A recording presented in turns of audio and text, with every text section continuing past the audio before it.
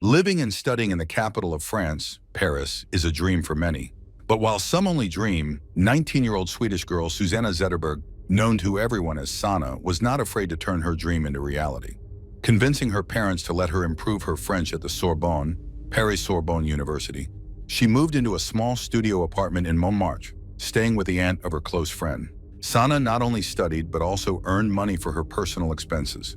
At first, she worked as a nanny, looking after children, and later found a part-time job at a cafe in Galeries Lafayette, one of the most famous shopping centers in France. On Friday evening, April 18, 2008, Sanna was out with her close friends who had traveled from Stockholm specifically to spend the weekend with her. The girls went to the La Scala nightclub on Rue de Rivoli. They had a great time and drank a little. Around 4:30 a.m., Sanna told her friends that she had to work on Saturday and needed to go home. However, her friends weren't ready to end the night just yet. Sanna reassured them that she would be fine getting home alone. "I'll already be asleep when you get back," she confidently stated, and that was that. The girls stayed at the club while Susanna headed home. Around 5 a.m., Susanna's friends decided it was time to leave as well. They took a taxi and returned to the studio apartment where she lived. The place was only a 10-minute drive from the club, so they arrived, certain that Sanna would already be asleep. Imagine their shock when they found the apartment empty. They immediately tried calling her mobile phone, but their calls went straight to voicemail. On Saturday, April 19, 2008, around noon, a woman was walking her dog in the Chantilly forest, 40 kilometers from Paris.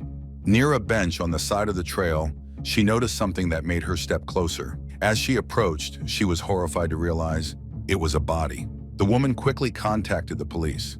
The police arrived at the crime scene at 12:40 p.m. They examined the victim, a young woman, no older than 20. She lay face down, her hands cuffed behind her back, and her legs bent at a 90-degree angle. The handcuffs were not standard police restraints, but appeared to be from an adult store. The body was partially burned, with severe damage to the shoulders, back, pelvis, and upper legs. However, the fire had spared parts of her clothing, allowing investigators to determine that she had been wearing jeans, a jacket, and a scarf or bandana around her neck. Her shoes were missing. A bullet wound was visible near her ear. When officers turned her over, they were surprised to see that her face had not been affected by the fire. It was covered in dirt and leaves, and a hematoma was visible on her forehead. Despite this, it was clear that she had been strikingly beautiful, with blue eyes and light hair that created a haunting contrast against the gruesome scene. It was an image the police would never forget. They couldn't stop imagining the suffering this poor girl had endured before being abandoned in the forest, left out in the open, without even an attempt to conceal her body. Because the killer, or killers, had made no effort to hide the body, leaving it so close to the road, investigators initially speculated that the victim could have been a sex worker. In that world, such an overtly staged murder might serve as a message or a warning. Near the body, officers found 2.22 caliber shell casings lying on the ground, with a third casing directly beneath the victim. The murder weapon appeared to be missing, likely taken by the killer. The police also found no personal belongings near the victim. There was no purse, no ID, nothing that could help identify who this young woman was. The police quickly set up a road patrol on the road located about 10 meters from the bench where the body was found. This was a frequently used road that ran through the Chantilly forest, with many people driving the same route daily on their way to and from work. The police hoped that some of these regular commuters might have noticed something unusual. They questioned the owners of more than 500 vehicles, and their efforts paid off. At around 6:45 a.m. on Saturday, two women on their way to work saw a fire. One of them became alarmed, fearing it could turn into a forest fire. She pulled over and called the fire department. The firefighters asked if the fire was large. The woman replied that a mannequin was burning. They then asked if she had anything to put it out. Fortunately, the woman was a veterinarian and had a bottle of water in her car for animals. She poured the water on the mannequin, successfully extinguishing the flames. Satisfied with her good deed, she drove away, completely unaware that, thanks to her actions, the victim's body had not been completely burned. At 6:25 a.m. on the same day, another man was driving through the Chantilly forest on his way to work. He noticed a car and was quite surprised. For many years, he had been driving through the forest daily and had never seen a vehicle in that spot. In the middle of the woods, what was it doing there? It didn't seem like a breakdown. The witness remembered that it was a white minivan with tinted windows. The police attached great importance to this testimony since the witness had seen the minivan within the time frame when the crime had occurred. Detectives were almost certain that the man had seen the killer's vehicle. In addition to the motorists, several morning joggers also contacted the police. It turned out that they too had seen the body near the bench, but just like the veterinary student, for some reason they also mistook it for a mannequin. The very next day, on Sunday, April 20th, the forensic pathologist performed the autopsy. He determined that the victim had died several hours before being discovered at noon. His conclusion was that the cause of death was a powerful blow to the chest with something very sharp, such as an ice pick. The weapon pierced the lung, causing severe bleeding, which led to asphyxiation. The forensic expert also found 4 bullet wounds at the back of the victim's skull. However, the wounds on the head barely bled, indicating that all 4 bullets were fired when the victim was already in agony and either dying or dead. In other words, the killer wanted to make absolutely sure that she was dead. One significant detail was that there was no smoke in the victim's lungs, meaning she hadn't inhaled it. This suggested that the killer set her on fire after she had died, and he had focused his efforts on her intimate areas. As a result, the forensic expert was unable to determine whether the killer had sexually assaulted the victim. However, one thing was certain: the cruelty the killer displayed toward her, even after her death, was undeniable. Toxicological tests revealed that there was alcohol in the victim's system, but not enough to dull her senses, nor to numb the pain and suffering she had endured. On Monday, April 21st, just 2 days after the body was discovered in the Chantilly forest, the Swedish consul contacted the police. He had heard about the body in the news and immediately connected it to the disappearance of a Swedish citizen who had gone missing on the night between Friday and Saturday. He sent the police the most recent photograph of the girl, taken on the very evening she disappeared. The photo was taken in a car, showing beautiful, smiling girls. The detective working on the murder case immediately recognized the red thin scarf found on the victim. He saw her stunning blue eyes, her angelic face, and realized that they had identified the poor girl who had been so brutally treated in the forest. Her name was Susanna Zetterberg. She was 19 years old. She was a student and lived in a small studio apartment in Montmartre, which belonged to her friend's aunt. When Susanna didn't return on Saturday morning, the woman who owned the apartment immediately became worried. She knew Susanna very well and knew that she was a responsible girl who wouldn't skip work, even though she had been out at the club the night before. Since she couldn't get in touch with Susanna by phone, the woman quickly went to the police. But as often happens, the police didn't take the girl's disappearance seriously. The woman insisted that it was completely out of character for Susanna to disappear like this. Moreover, it was unheard of for a 19-year-old girl to have her phone turned off for such a long period. However, feeling that the police were not taking the search seriously, the woman contacted the Swedish consul in Paris. He, in turn, contacted the police captain directly. It was now clear that the victim was Susanna Zetterberg. Since she had gone missing from Paris, the Paris police took over the case. They were also tasked with the difficult job of informing Susanna's family of her death. Upon hearing about her daughter's death, Susanna's mother became severely distressed. She never expected that something like this could happen to her daughter, that she could be abducted in the very heart of Paris. Standing by the woman's bedside, the police officers gently described what had happened to Susanna and promised to find the perpetrator. The investigators began examining Susanna's bank cards and quickly discovered that someone had attempted to withdraw money from her accounts in the immediate vicinity of where her body was found.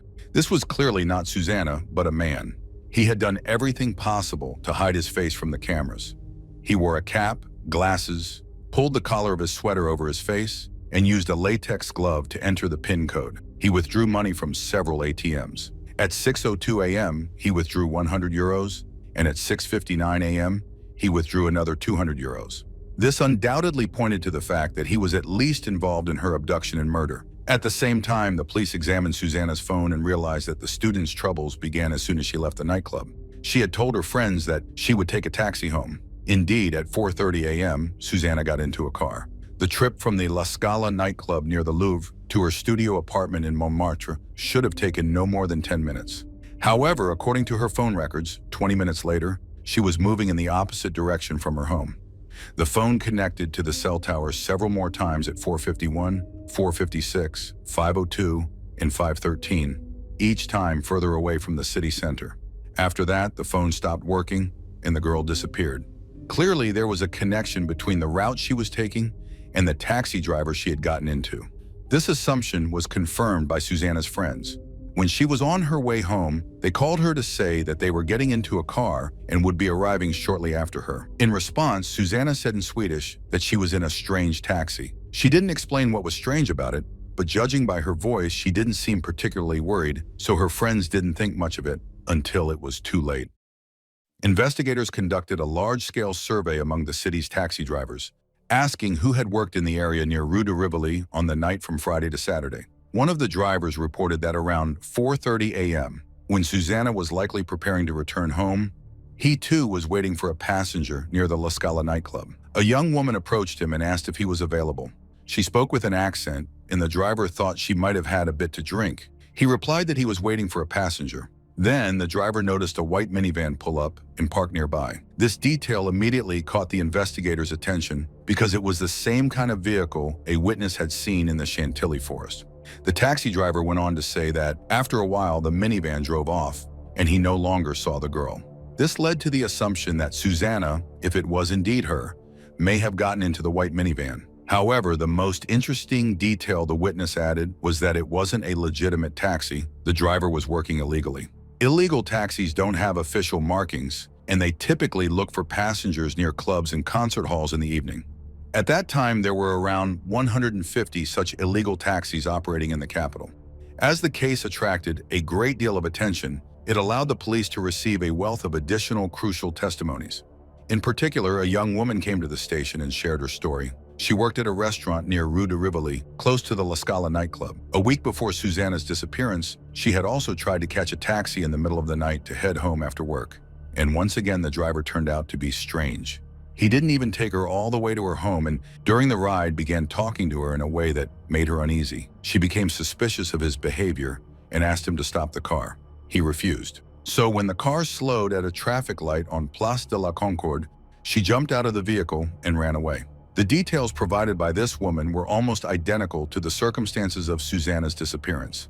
It was nearly the same location where Susanna had gone missing. The time of night, and most importantly, the description both women gave: strange taxi. Hearing this testimony, the detectives had little doubt that she was referring to the same man they were searching for.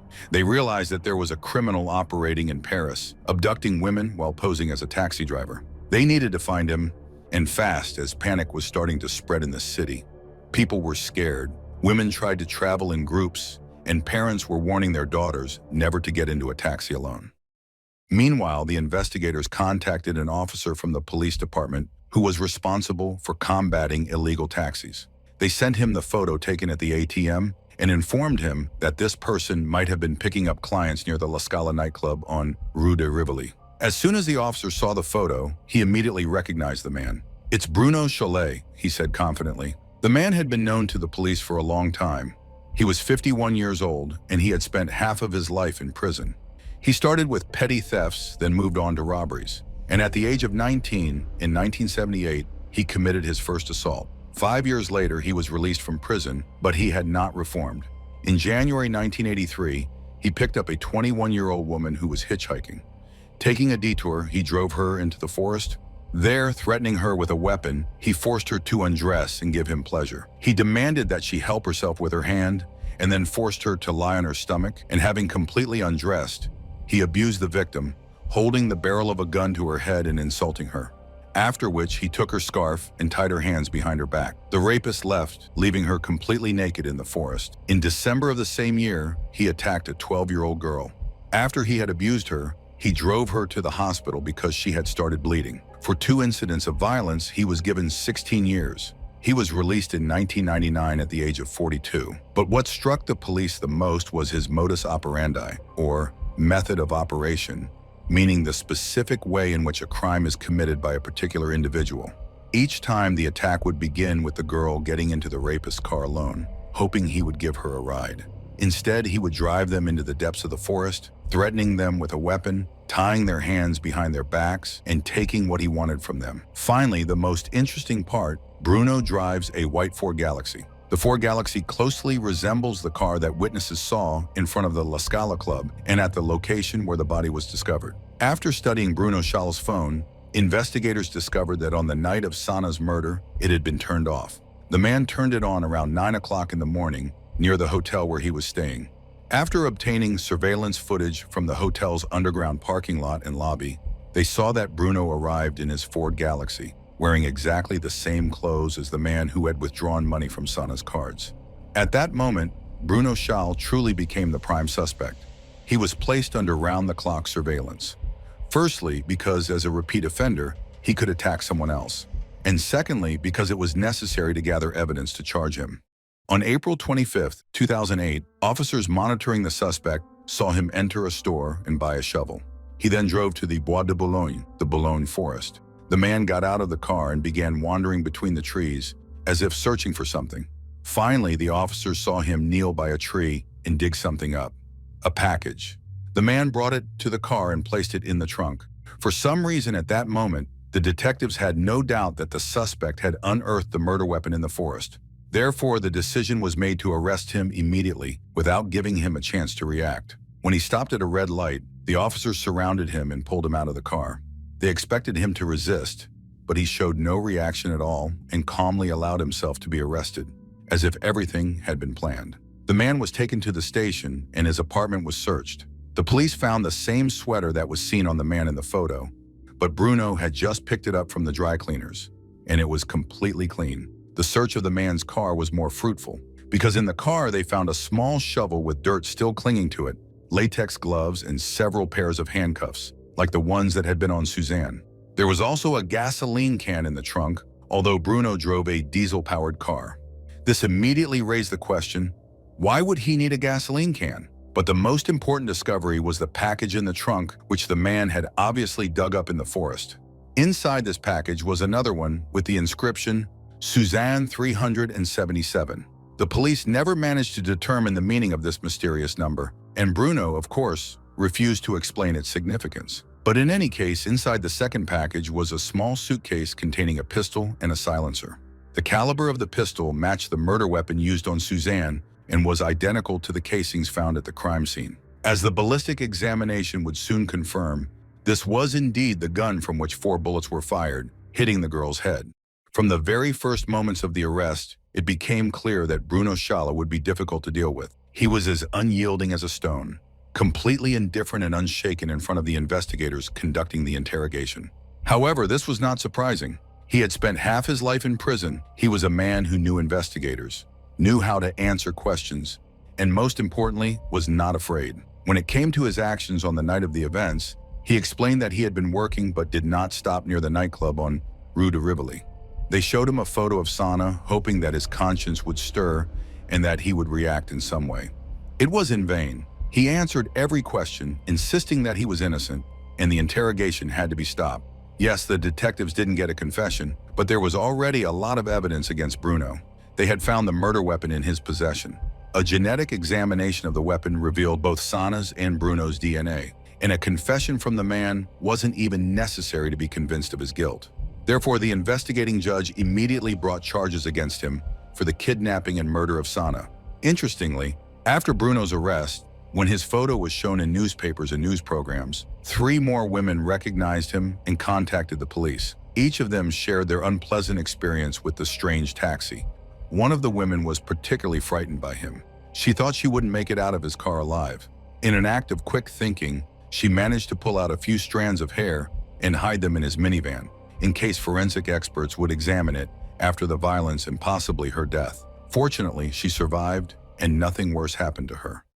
The trial began on September 4, 2012. The courtroom was packed, as it was a fairly high-profile case. Of course, Sana's family was present at the trial. Many were pleasantly surprised by their behavior. They did not show aggression toward the defendant. They were not like those who come to court with banners and t-shirts with loud slogans. On the contrary, these people were devastated by the death of their daughter, but they did not harbor hatred toward the accused, which is a rare occurrence. The trial provided an opportunity to delve into Bruno Schall's childhood and understand what might have influenced his development into a criminal. He never knew his father, as the man left the family before the birth of his son. When Bruno was a child, his mother gave him up for adoption several times, but later she regretted her decision and had him returned to her. One of the foster families especially welcomed Bruno, and the boy genuinely liked it there. For the first time, someone showed him genuine care and kindness. As Bruno himself admitted, had he stayed with that family, he might have become a worthy member of society. However, social services once again returned him to his biological mother, and he painfully experienced the separation from his foster mother. At the age of 5 or 6, he was placed in an institution for troubled children where he was strapped into a straitjacket and given medication. His first escape occurred at the age of 7. By the age of 12, he was living on his own and left to fend for himself. At 13, he began selling his body to men. He was 13 and a half years old, slightly drunk, when he was assaulted by 3 men. One of them said, "Isn't this little prostitute just beautiful?" They tormented and insulted the teenager. If this event truly took place, it could explain why Bruno was completely devoid of the ability to empathize with others. He was examined by several psychiatrists and psychologists. However, they all agreed on one point. Bruno Schall was not mentally ill. He was very dangerous, with a high risk of recidivism. His childhood undoubtedly influenced his development into a criminal. He harbored hatred toward women because they caused him much pain by refusing to love him, with his mother being the first to do so. All these facts might have softened the jury's stance toward the defendant had it not been for his own behavior. On the 3rd or 4th day of the trial, he suddenly wasn't present in the defendant's dock. They couldn't bring him in because, in prison, he had stripped off all of his clothes in protest. This was inappropriate and outrageous, considering the charges against him. They sent guards several times, trying to persuade him to dress and behave appropriately during the trial. In addition, Bruno concocted a conspiracy theory against him, claiming that the investigators had planted the gun. According to him, they wanted him to become an informant in a case about illegal substances. However, when he refused, they decided to take revenge by involving him in a murder case. This was an astonishing statement, though, of course, no one believed him. In doing so, he only turned the jury against him. In reality, Bruno was prepared to fight for his freedom. He knew that if he was found guilty, he would never leave prison. The defendant had thoroughly studied his own case, knew it by heart, and even gave his lawyers hints about details they hadn't noticed. For example, the police hadn't examined tire tracks at the crime scene, which was crucial to the case. Sana's mother took the stand during the trial. She spoke in French, which was not easy for her, so her statement was brief. However, it was incredibly moving. The woman shared with those present how her days had been since her daughter's death. She had stopped sleeping properly. She was prescribed sleeping pills, but she stopped taking them because her dreams were the only place where she could meet her daughter, Sana. The words of this fragile woman seemed to touch even Bruno. At least that's what his lawyer claimed. In her opinion, the man saw in her the loving mother he had dreamed of in his childhood. But even that wasn't enough to melt his cold heart. Looking directly into the eyes of Sana's mother, he said, "Madam, I did not kill your daughter. I didn't even meet her." After 10 days of trial, the court delivered its verdict. Bruno was sentenced to life imprisonment. He could be eligible for parole after 22 years. The man appealed the sentence, but the court upheld the verdict. Bruno died of cancer in 2021 at the age of 65. He smoked 60 cigarettes a day and ended his life the same way he had started, alone. The Zetterberg family founded a foundation named after Suzanne, which helps children from disadvantaged neighborhoods in Paris. This is truly incredible, as they are Swedish and have no direct connection to Paris. However, what happened to Bruno in his childhood may have contributed to the person he became and the reason he attacked Suzanne. This is why the Zetterberg family decided to help the children of Paris, to reduce the likelihood of a tragedy like this repeating itself. They explain that establishing the foundation is not just about charity, but also a way to distance themselves from their anger. Sana's father mourns that his daughter was supposed to return home on May 17, 2008. And she did return, but in a coffin, because of Bruno Schall. But if he were to hate the killer, he would allow him into his home and his life, and would be forced to think about him every day. He doesn't want that. The murderer and rapist had already taken too much from them. That's why Sana's father refuses to feel hatred toward him. Listening to the girl's parents, it becomes clear who Suzanne took after. She was a 19-year-old woman, mature beyond her years, capable of taking responsibility for her actions, thinking clearly, and taking life seriously. Her family wants as many people as possible to remember Suzanne. Since she had a passion for poetry since childhood, after her death, her family published a collection of her poems and stories in both French and Swedish. In addition, the girl's parents and brother planted a beautiful cherry orchard near Montmartre, a place their daughter loved so much. The cherry trees bloom every spring in memory of the prematurely departed Suzanne Zetterberg.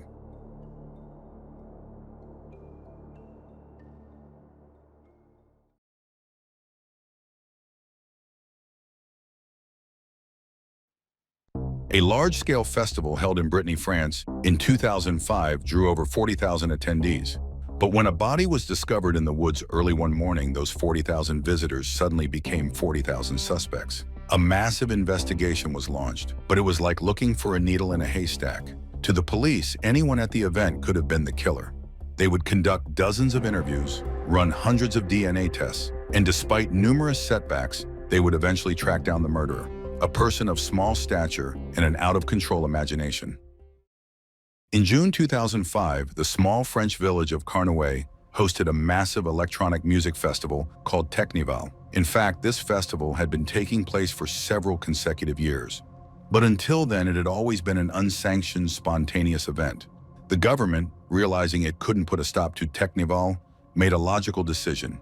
If you can't beat it, take control of it.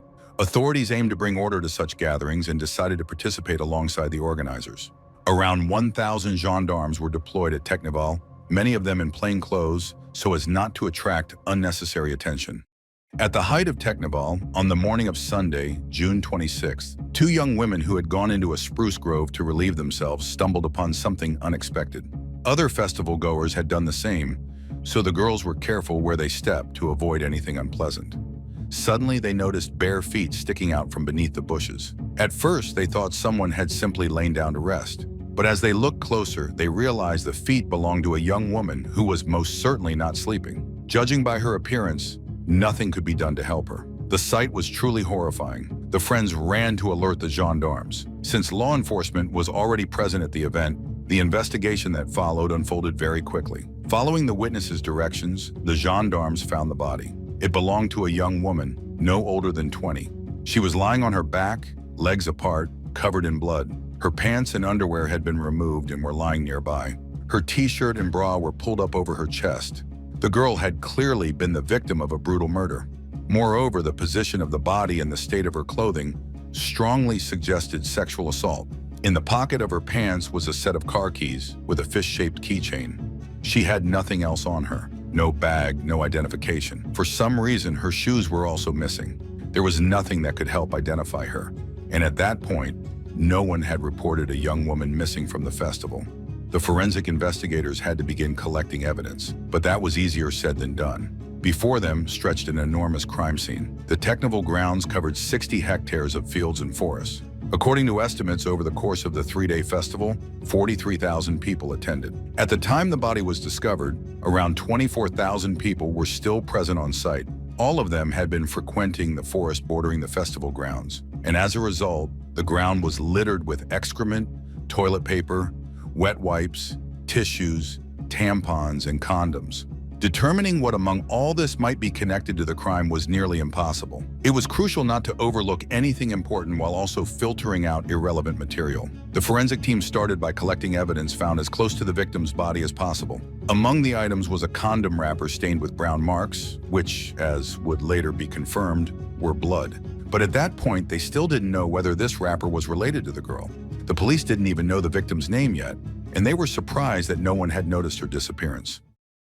It wasn't until later in the evening that two girls, Sister Sophie and Marie-Aude, approached the gendarmes providing security at the festival. They reported that they hadn't seen their cousins since early that morning.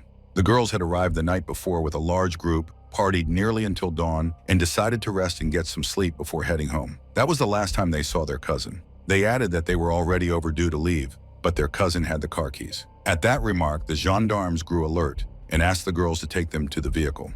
There, they tried the keys found in the victim's pocket. The key fit, and the car door opened. The police now knew the victim's name: Mathilde Kroganek. The girl was 18 years old and lived a few dozen kilometers from the village of Carnouet, where the festival was held. Her parents were divorced. She lived with her mother, stepfather, and younger sister. Despite the separation, Mathilde maintained a great relationship with her father. The entire family was close. They loved and supported one another.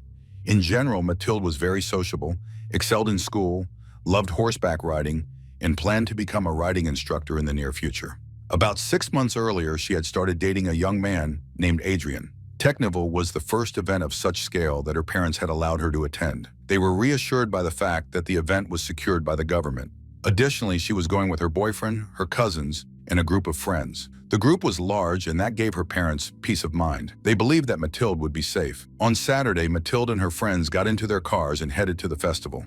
Matilda and her cousins were in one vehicle while 4 boys, including Adrian, rode in another. The friends planned to spend the entire night at the festival and return home on Sunday evening. On the night from Saturday to Sunday, Matilda contacted her mother and stepfather. She assured them that the whole group was having a great time, and they truly were. Eventually, feeling tired, Adrian and Matilda decided to get some sleep. The friends split up around 8:30 in the morning. 3 hours later, Sophie and Mariod ran into Adrian. He was alone. Up until that point, Matilda had always been with him, but now she was nowhere to be seen. Adrian was holding Matilda's shoes and backpack. The girls asked him where Matilda was, and he replied that she was sleeping in the parking area. But she wasn't there. The sisters waited for their cousin at the agreed spot for a while, but when she didn't show up, they decided to go to the gendarme. They asked Adrian to come with them, but he refused. What's more, his voice sounded irritated, as if their request had annoyed him. The girls went to the gendarmes on their own. The officers questioned them about their evening. The sisters said that before Matilda disappeared, they hadn't noticed anything unusual. They couldn't recall any strangers hanging around her who might have seemed suspicious. By Sunday, the police had already made their first arrests. First, they detained a man from Poland who was found nearly naked and covered in blood, but he turned out to be uninvolved. It was discovered that he had taken illegal substances, and when he saw the police, he abruptly yanked out a syringe, injuring himself in the process, hence the blood. The police also detained a young man who had been harassing attractive female festival goers. Several of them had pointed him out. He was identified, located, and questioned.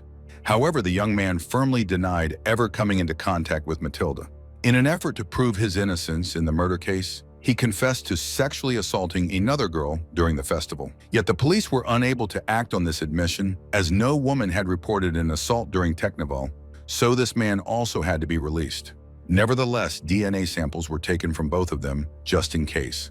At first glance, it seemed that the investigators were faced with an impossible task. More than 40,000 people had attended the Technival. Over 40,000 potential suspects moving chaotically across a vast area, dancing, drinking alcohol, and using illegal substances. Considering that rumors tend to spread at lightning speed in such situations, and that people might soon start fleeing the festival, the police decided to block all the roads. Of course, there was a possibility that someone who hadn't been attending the event had attacked Matilda, someone who simply took advantage of the opportunity. However, the police were almost 100% certain that her killer was a festival goer. By blocking the roads, the police were able to check documents and record the names of all those leaving. They registered the details of about 26,000 people. Naturally, they realized that some might have slipped through, but they had to start somewhere, and it was important to collect as many names of potential suspects as possible. By Sunday evening, the police had already identified the victim and collected evidence at the crime scene. However, certain details led them to suspect that it might not have been the actual scene of the crime, or at least not where the attack had started. There was too little blood for the kind of severe injuries the girl had sustained. Using luminol, officers were able to trace a trail of blood left behind by the girl as she tried to flee her attacker. Eventually, the police found a clearing where a bottle of water with traces of blood was lying. This indicated that Matilda had been attacked in that clearing and then tried to escape, but the killer caught up with her and murdered her at the spot where her body was later discovered.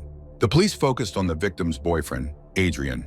His behavior seemed suspicious, and some of his actions couldn't be explained. Like Matilda's cousins, Adrian didn't find his girlfriend at the festival, but instead of getting worried, he simply went home. However, since the keys to his car were with Matilda, he walked to the nearest road, hitched a ride, and got back to his hometown. The police had many questions. Why did he leave by hitchhiking without checking where Matilda was? Why didn't he search for her? Why didn't he at least try to get the car keys back? He left when news had already spread at the festival that a girl's body had been found in the woods. Interestingly, to his friends at the festival, Adrian said that Matilda had left, but when he arrived home, he claimed that the girl had stayed at the festival. Of course, the young man was invited to the police station. He came with his parents, and the police immediately understood the reason for his behavior. He had clearly been using illegal substances and was in no state to collect his thoughts. The young man didn't even know where he was. It was literally impossible to have a conversation with him. To every question, he answered, "I don't know, I don't remember, I don't know." He remembered that at some point Matilda disappeared. He got tired of waiting for her, and he decided to go home by hitchhiking. His mind was so clouded that at one point he admitted that he might have killed Matilda, but he didn't even remember doing it. However, the detectives doubted that he was involved in the crime. Overall, the police had the right to keep him at the station for 48 hours. But the investigators didn't have to spend the entire time of the suspect's detention all at once. Therefore, they took a DNA sample from Adrian and released him, planning to bring him back to the station if necessary. The autopsy results and toxicology report came in.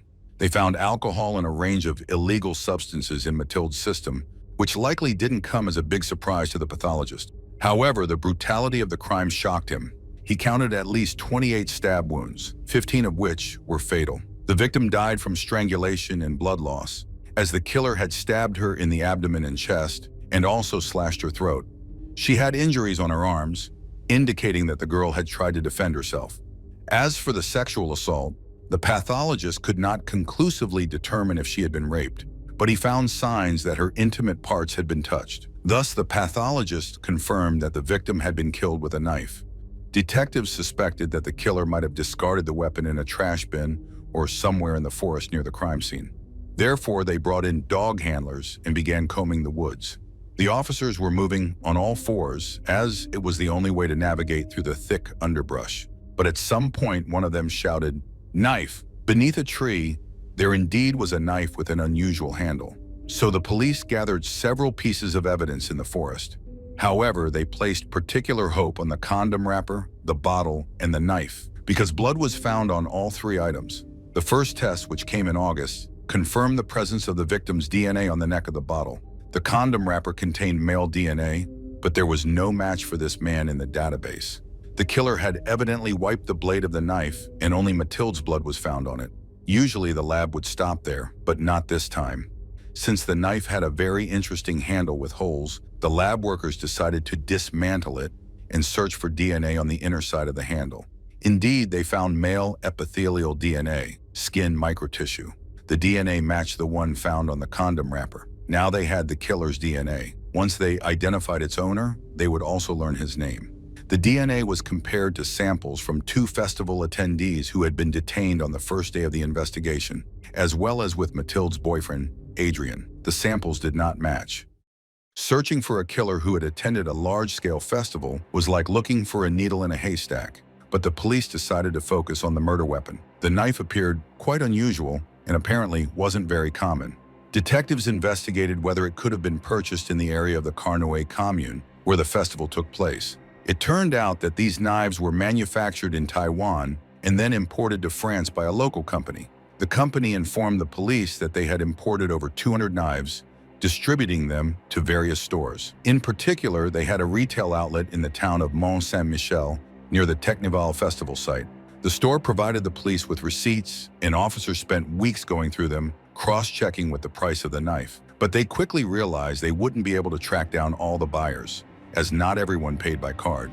But they had something else. There was no phone found near the victim's body in the forest, although she definitely had one, as she had sent a message to her parents. The police assumed the killer had taken the phone. They couldn't locate it, but the last activity from the phone had been recorded in the commune of Châteauneuf-d'Ille-et-Vilaine. However, 3 months later, in September 2005, the phone appeared on the network again, but with a different SIM card. The police quickly determined who had the phone. It was another festival goer. The police knew this for sure because her name was on the list of people who were checked upon leaving the festival.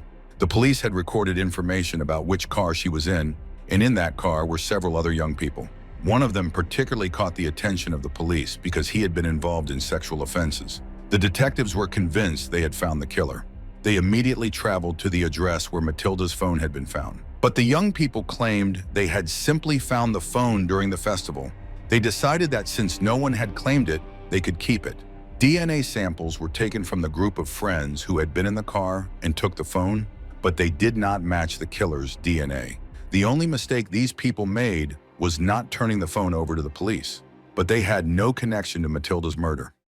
It was another dead end. 6 months after Mathilde's death, her father died. He was still a relatively young and healthy man, so no one doubted that he died of grief. He had fallen into despair when he learned that his only daughter had been brutally murdered and couldn't bear it. The investigating judge really wanted to give the family answers to their tormenting questions. He had already conducted a DNA analysis of all the men living in the region to rule out that possibility. He even considered collecting DNA samples from all the male visitors of Technival, but that would cost a fortune. Therefore, before resorting to this extreme measure, the police decided to investigate the last lead. The detectives noted one interesting detail. All hooligans have a tendency to take selfies on their phones. In particular, among the pictures taken by Adrian, Matilda's boyfriend, they saw two young men who were not close friends of the girl. No one in the group even knew their names. The police quickly established that one of the young men was a fire eater, entertaining festival guests. He had no connection to the crime. However, the identity of the second young man was unknown to the police. He appeared in two of Adrian's photos. One shot was taken on the 25th just before midnight, and the second around 7 a.m. on the 26th. Despite the fact that Matilda spent most of the evening with her group, no one knew this young man. The detectives didn't know how to identify him. They circulated the photo among various police departments, but nothing came of it. The detective would say that in any investigation, hard work is important, but so is luck. In this case, luck smiled on the investigation on May 23, 2006. A young man came to the police station in the city of Rennes to give a statement. He was accused of petty fraud. While waiting for the interrogation, he sat and stared at the clock and old posters on the walls when his gaze fell on the photo of the young man from the festival, the one who was photographed next to Matilda. He told the police officer that he knew him. They had served together as sailors on the cruiser Jeanne d'Arc. It didn't come to him right away, but eventually he managed to recall his name, Alain Kernoa. However, the police had made so many mistakes in the case by this point that they decided not to rush into joy. They requested a photo of Alain from the Admiralty and compared the facial features of the sailor and the man in the photograph. The expert concluded that the facial features matched. From the Admiralty, they learned that Alain had left the cruiser 3 days before the murder and had resigned 2 days after the murder. He was currently living with his mother in Marseille. He had been at the Technival festival, as his name appeared on the list of people who had been checked on the road. But the most interesting part was that Alain was accused of a sexual crime in Brest on February 7, 2006, which was 8 months after Matilda's death. He had been sitting in his car and engaging in self-pleasure when a young woman walked by. He tried to follow her, but the girl was quicker and escaped from him. However, she managed to write down the number of his car. When he was detained, he calmly admitted that he often did something similar in the car. After reviewing his bank statements, investigators saw that a couple of days before the festival, he had made a purchase at a weapons store in Mont Saint-Michel. He bought a knife similar to the murder weapon. Alain Kernoa quickly became the prime suspect. The police wanted to arrest Alain, but it turned out that he had gone to Poland, the country of his girlfriend. They waited for 2 weeks for his return to France. Finally, on June 22, 2006, he was arrested at his mother's house in Marseille. He reacted to the arrest completely calmly, behaved politely, and the detectives began to think that they might have been wrong again. The young man had no objections to the search of his room. During the search, they found several types of weapons, including knives and shurikens. But much more important was the fact that he had a printout of a prescription for a forbidden substance used by rapists. Alain explained this by saying that he was simply curious about it, wanted to see what it was for and how to use it, but he had never used it. Alain did not object to giving a DNA sample, and while the detectives were talking to him at the station, the sample was immediately sent to the laboratory. Meanwhile, the young man explained that he had been at the Technival festival. After a party on the beach in Brest, he met two young men who told him they were going to the festival, and it was going to be a summer fiesta. So he decided to go there as well. He enjoyed the festival, drank, and socialized with people. Initially, Alain said he didn't remember Matilda, but when they showed him photographs, he recalled talking to her. He claimed that he and Matilda wanted to make love, so they went into the woods. But when they began kissing, they were attacked by 3 strangers. They beat them, and then one of the men took Alain's hand, put a knife in it, and used it to stab Matilda in the stomach. After that, Alain ran away. The DNA results came in, and Alain's sample matched the DNA found on the condom wrapper and on the knife. But the detectives decided not to tell the suspect this just yet. The interrogation was interrupted at that point.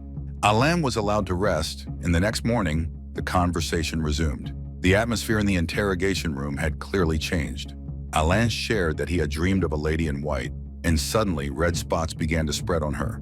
1, then 2, then 3, 4, and 5. After this, Alain gradually began to tell his version of the events from that day. It was closer to the truth, although it was clear that Alain didn't tell the whole story.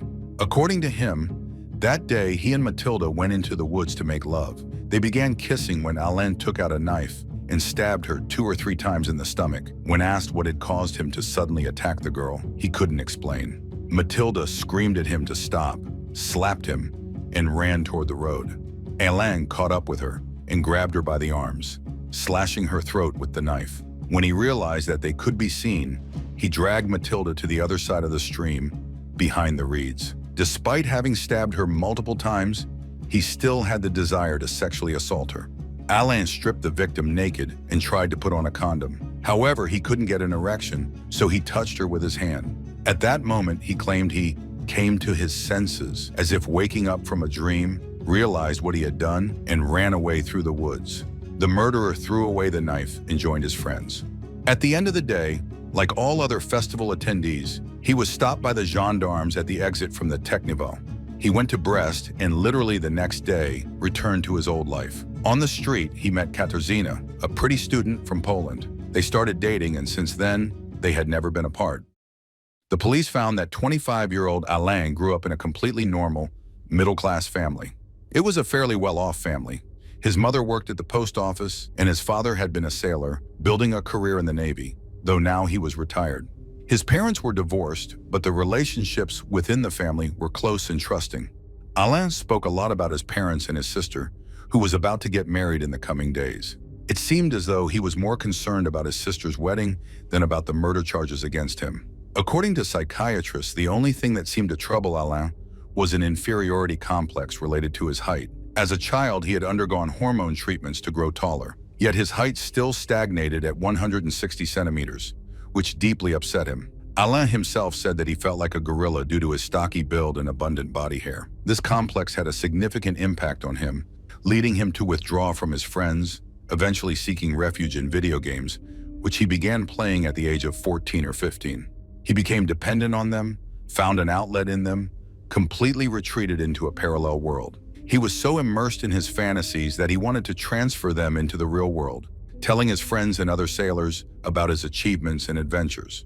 And the situation was not helped by the fact that other sailors called him a child molester. When he served on the ship, during stops, he was interested in very young girls of easy virtue, 13, 14 years old, and was often cruel to them. He bragged to his fellow sailors about the disgusting things he had done.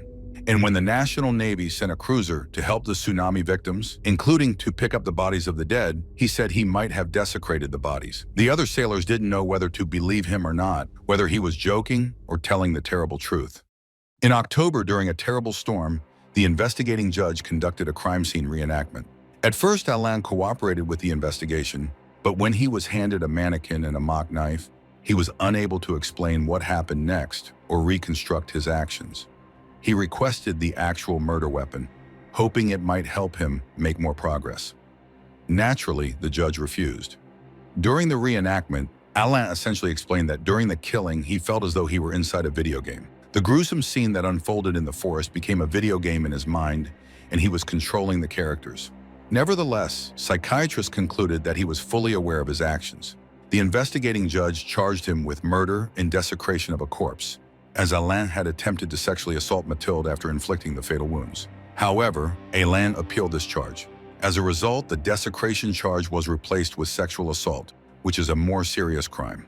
The punishment for murder committed before or after sexual violence is life imprisonment. The trial began. Mathilde's mother, stepfather, and sister were present in court, devastated but eager to learn what had happened that day, to hear it from the killer himself. But their hopes were dashed. During the proceedings, Alain claimed he couldn't remember committing the crime. He was unable to explain why he had drawn a knife and attacked the girl when, according to him, they were kissing and about to make love. He remembered the chase, the stabbing, but nothing more. In truth, no one believed that Mathilde had followed Alain into the forest for intimacy. It was far more likely that he had been watching her all night, waiting for her to find a secluded spot to relieve herself. And that's when he attacked. During the trial, Alain caused even more pain to the victim's family. He paid no attention to Mathilde's mother or stepfather, but couldn't take his eyes off the girl's 16-year-old sister. His gaze was disturbingly intense and entirely inappropriate. Even when he was admonished, he couldn't look away. Eventually, the poor girl couldn't take it anymore. She ran out of the courtroom, overcome with emotion. Outside, she began to scream, unable to contain her anguish. But the courtroom was stifling. The windows were open, and everyone inside could hear her desperate cries. After 5 days, Alain Carnoa was found guilty. When he was sentenced to life in prison, he collapsed to his knees and wept. It seemed he had only then realized that the trial was not a joke and that he would not be walking free anytime soon. Thus, the jury reminded him once more that life is not a game. However, Alain appealed the verdict, and the appellate court did not agree that his actions were premeditated. As a result, his sentence was reduced from life imprisonment to 30 years. He must serve at least 20 years before becoming eligible for parole. Alain Carnoa is likely to be released as early as 2026. His life story is that of a once-beloved child, a bright and capable student who could have had a promising naval career like his father. Instead, he built his life on lies. He fabricated all kinds of wild adventures to impress others, to make people forget his small stature. Gradually, he withdrew into the world of video games, a virtual reality where anything was possible, even murder. He was still lost in that world when he attacked Matilda. At least that's what he told the jury in an attempt to justify his actions. The problem is, Matilda is truly dead. She paid with her life for his fantasies.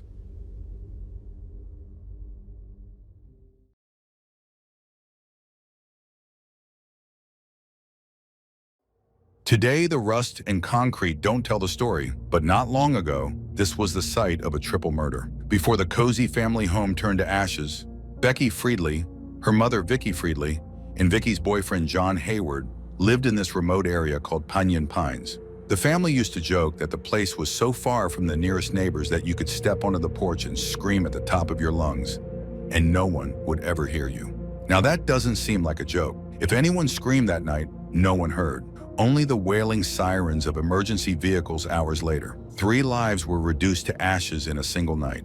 The killer left no clues behind. The fire that consumed the crime scene erased everything. It took 12 painfully long years to bring this case to trial and to its emotional conclusion. On the night of September 17, 2006, the wailing sirens of emergency services echoed over California's Coachella Valley. They were racing toward the home of 53-year-old Vicky Friedli, where she lived with her boyfriend, 55-year-old John Hayward, and her 18-year-old daughter, Becky Friedli. When firefighters extinguished the flames, they discovered the bodies of Vicky and John inside the house, but they hadn't died in the fire. Both had been shot. As the medical examiner later determined, Vicky had been shot in the head with a .40 caliber handgun, while John had been struck in the chest with a shotgun blast. The remains of the third victim, Becky, were found outside in plain sight just in front of the house. Her charred body lay inside a still smoldering wheelbarrow. The burns were so severe that determining her exact cause of death was impossible. This house in the mountains, high above the scorching heat of the Coachella Valley, was built by Ron Friedli, Vicky's ex-husband, with his own hands. When they got married, Vicky already had a daughter from a previous relationship, Tiffany. Ron chose this remote location because he loved the idea of raising children and living as a big family far from the noise of the city. During their marriage, they had 3 more daughters, Tanya, Drew, and Becky. The youngest of the sisters was Becky Friedli. A kind and cheerful girl, she was always at the center of attention. Wise beyond her years, she often helped her older sisters with chores, despite being several years younger. Overall, she was a happy and lively child. Ron adored his daughters, and so did Vicky. She was a kind-hearted woman who loved home life, gardening, sewing, and cooking healthy, delicious meals for her children. Their happy family life lasted 13 years before Ron and Vicky divorced. However, they remained on good terms. Their marriage had simply evolved into friendship rather than a romantic partnership. As time passed, the older daughters left home. Tiffany had moved out long ago. Tanya became a sheriff's deputy in another city. Drew joined the Air Force as a medic and was stationed at a base in Japan at the time. Becky was the only one still living with their mother. She was finishing high school and working as a waitress at a local restaurant called Danny's. Before long, Vicky found love again with a contractor named John Hayward. They bonded quickly over their shared love of the outdoors and enjoyed their secluded home away from civilization. John's daughter was surprised by their choice and often urged them to move to the city. But John would always reply that their home was peaceful, no one ever bothered them, and it was the safest place he could imagine. And then came that fateful September night. At first, no one could imagine who would want to harm John, Vicky, and Becky. Rumors began to spread that the crime was committed by someone who held a grudge against Ron Friedley. Vicky's ex-husband and Becky's father had retired just a year earlier from the Riverside County Sheriff's Office.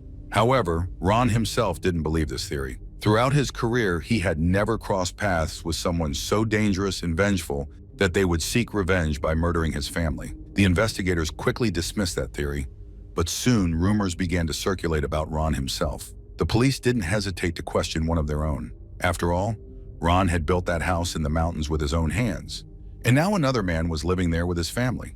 He could have had a motive for resentment. Ron answered all their questions, and then they asked him to take a polygraph test.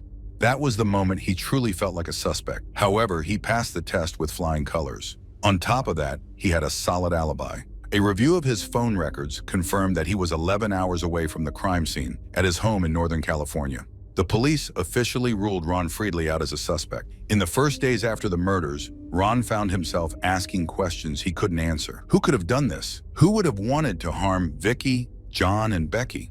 But once the initial shock wore off, Ron looked at the crime from an investigator's perspective, and he came to a chilling conclusion. The primary target had been Becky, as unbelievable as it seemed. What was even more unsettling was that the detectives working the case agreed with his theory. The wheelbarrow where Becky's remains were found had been moved closer to the house. It originally stood much farther away. Someone had placed her inside, wheeled her to that spot, and set her body on fire in a deliberate, almost theatrical display. They had even doused her with an accelerant to ensure the message was clear. Becky was the one they had come for. And then there was another disturbing detail. Becky had been terrified of fire. When she was very young, her mother had been cooking tacos in a pan full of hot oil set on the stove. Becky accidentally pulled it down, suffering third-degree burns across her chest. Anyone who knew her well was aware of both the scars and her deep fear of fire. So who was the monster that had hunted her down? While Ron and Becky's older sisters struggled to think of anyone who might have wanted to harm her, the people who saw and spoke to Becky every day knew exactly who was responsible for the triple murder from the very start. One of them was her friend, Jeannie McDaniel. The moment she heard what had happened, she immediately thought of Becky's ex-boyfriend, Robert. Robert Pape and Becky Friedley had started dating in high school and had been together for over a year. At first, they seemed happy. Becky was head over heels for him. But first impressions were deceiving. Before long, Robert's jealousy and controlling nature became impossible to ignore. He struggled to hide it. For example, 10 months before Becky's death, she and Jeannie went on a trip, and Robert called Becky 20 to 30 times in a single evening, demanding that she talk to him instead of spending time with her friends. Her phone rang every few minutes. His control over her became unbearable. Even Becky, who had once loved him, had had enough. In January 2006, they broke up and started seeing other people. But instead of moving on, Robert's behavior only became darker, more disturbing. Just 3 weeks before the fire, Becky had come to Jeannie once again, complaining about her ex. She told her Robert wouldn't leave her alone, that he had even threatened to kill her. He couldn't accept their breakup, and he definitely couldn't stand the idea of her being with someone else. Yet Becky spoke about it as if it were nothing, just a childish tantrum that would soon pass. Jeannie wasn't too worried at the time, but the moment she heard that Becky and her family hadn't died in a fire, but had been murdered, she went straight to the sheriff's office. But here's the interesting part. This wasn't the first time investigators had heard Robert's name. Another friend of Becky's, Javier Garcia Jr., came forward with crucial information. On September 17th, the night of the murders, Becky had planned to go on a hike in the mountains near her home with Robert and his friend, Kristen Smith. Most likely, she had agreed to go, hoping to have one last conversation with Robert, to make him understand, once and for all, that they were over. She wanted to end things on a friendly note. As the investigation quickly zeroed in on two suspects, the families of Becky, Vicky, and John were confident that justice would soon be served. But they couldn't have been more wrong. Just as quickly as things had escalated, the case came to a screeching halt. Robert and Kristen were questioned and released. The police and prosecutors refused to share any details with the victims' families or the public. They simply repeated the same phrase: there isn't enough evidence for an arrest. Despite interviewing countless people, the investigation made no progress, and within a year and a half, it completely stalled. Luis Bolanos, a former colleague and close friend of Ron Friedley, watched helplessly as Ron slipped into despair. The two had met years earlier at the sheriff's office. Ron had first been Luis's mentor, then his friend. Now it was Luis's turn to help. He begged Ron to let him take on the case, convinced that they could bring attention to it and reignite public interest. But Ron had faith that the sheriff's office would solve the case. However, as the 6th anniversary of the murders approached, that faith was gone. He finally gave Luis the green light. Luis threw himself into the case, accomplishing more in a few months than the police had in years. His first move? A highly provocative billboard. It featured a bright, smiling photo of Becky, right next to a simulated image of her burned body in the wheelbarrow. Then he held a press conference at the crime scene alongside Becky's older sisters, Tanya and Drew. It sent shockwaves through the community. Over the next year, tips started pouring in, but for Luis, it still wasn't enough. Determined to bring even more attention to the case, he teamed up with a filmmaker to create a chilling reenactment of that September night. Based entirely on police reports, the video was disturbingly realistic, and it worked. Luis received over 3,000 calls, and they all pointed to Robert.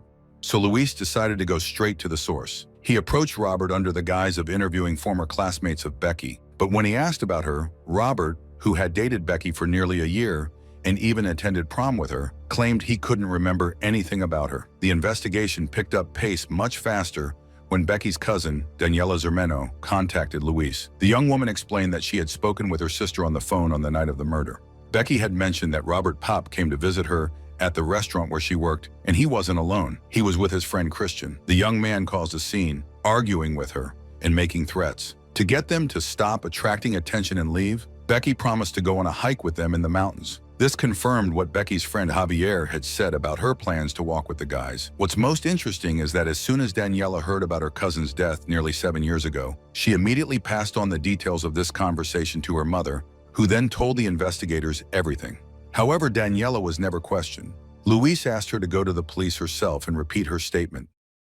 Finally, 7 years after the triple murder, Paul E. Zellerbach, who was the district attorney at the time, believed it was time to move the case forward. Robert and Christian were initially supposed to face a grand jury. As the victims' families rejoiced that there were finally changes in the case, 2 other families were convinced that 2 innocent men had been wrongfully accused. The 25-year-old men denied their guilt. Naturally, they hoped that the grand jury would not proceed with the case. They didn't fit the usual profile of suspects.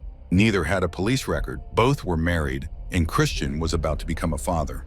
Robert had started dating his wife Sarah after breaking up with Becky. According to their families, Robert loved animals and was always willing to help his loved ones. He was a law-abiding citizen and a churchgoer. Christian had realized his dream of serving his country in the military. He fought in Afghanistan and was awarded 2 Purple Hearts. Therefore, supposedly, he couldn't be a killer. Christian's father even stated, "My son saved lives in Afghanistan. He doesn't take lives. He saves lives." Such naive simplicity. Although Christian had become a national hero by the age of 25, investigators were convinced that at 17, he had committed the murder with his best friend, 18-year-old Robert. In high school, that they were best friends, though their friendship was strange, almost like an addiction. Individually, they were just ordinary guys, but together, they became uncontrollable. The guys had an unusual fascination with fire. Becky, who was afraid of fire, didn't like their activities and often complained to her friends about her boyfriend. The men's families insisted this was untrue, but Robert's own words contradicted them. Just a few months before the fire in Pinyon Pines, Robert had been texting Sarah, his future wife, offering a solution to her problems with her ex-boyfriend. "If you know where he lives, we can professionally burn his house down," he wrote. Sarah replied that he was a known pyromaniac. Considering how Becky, Vicky, and John died, that message written 8 months before the murders now feels chilling. When the grand jury began hearing the case, Robert and Christian invoked their right to remain silent and not testify against themselves. But when the police interrogated them years earlier, both denied being near Becky's house that night or even planning to go on a walk with her. They claimed they were heading to church in the evening, but supposedly had the idea to call the church on the way there and realized it was closed. They then returned to Christian's house to play video games. After that, they went to a local school to shoot paintball guns, but no one saw them there. In essence, their only alibi was their own word. But the biggest suspicions arose from the phone activity of the 2 men that night. They claimed to have been on the other side of town, but their phones indicated otherwise. At 7:13 p.m., Robert's phone was near the beginning of the highway leading to his ex-girlfriend's house. A few minutes later, both Robert's and Christian's phones stopped showing any activity. From 7:30 p.m. to 10 p.m., The phones were not used, which was exactly the time frame when the investigators believed the murders occurred. As already known, Becky was attacked behind her house near the desert. She was then placed in a cart, taken to the house, and set on fire. 60 meters north of the house where the killers had pushed the cart, the police found a business card. DNA from Christian was found on the card. The autopsy revealed that Vicky was shot in the head with a .40 caliber handgun. John was killed with a shotgun blast to the chest. When the police searched the men's homes, officers found shotguns similar to the one used in the murder. No handguns were found, but Robert's house contained ammunition for a .40 caliber pistol and a holster for a Glock 40. Investigators were convinced that Robert and Christian were the killers, but the defense attorneys had counter-arguments prepared. First of all, they claimed that by the time of Becky's murder, Robert had already forgotten about her because he was dating Sarah. He never went to Becky's work to have an argument, and his suggestion to burn down a house in his text to Sarah was a joke, and those words were taken out of context. Christian, they argued, had no motive for the crime. What kind of person would help a friend kill his ex-girlfriend and her family, who had done nothing to him, just because his friend asked? Christian's attorney argued that it was simply absurd. Additionally, just 3 minutes before Robert's phone appeared near the highway, Christian's phone had connected to a tower several kilometers away. However, FBI experts explained that, on higher ground, mobile phones sometimes connect to different towers. As for the business card, Christian insisted that he had never been to the Friedli family's house. His attorney echoed this, claiming that Becky had dropped the card herself. The men's lawyers pointed out that there were other people whose actions raised far more suspicion. First and foremost, Becky's best friend, Javier Garcia Jr., who was the one to initially steer the investigation toward Robert and Christian. In reality, it wasn't a secret that he wanted to be more than just friends with Becky, but she didn't feel the same way about him. And while Robert's and Christian's phones weren't directly linked to the crime scene, Javier's phone was very close to her house. He explained that he had been heading to her house because he wanted to join the group for the hike in the mountains, but Becky had told him not to come. So he simply turned around and went home. The police tracked his movements and confirmed that he had returned home. At the time of the crime, he was several kilometers away from the Friedli family's house. His name was then removed from the list of suspects. Robert and Christian were already preparing for their preliminary hearing when, 6 months after their arrest, an unexpected turn of events occurred. The prosecutor entered the courthouse and requested that all charges be dropped against them. He vaguely explained his decision, citing legal technicalities. And just like that, the men were released. But the reason behind the charges being dropped might have been quite intriguing.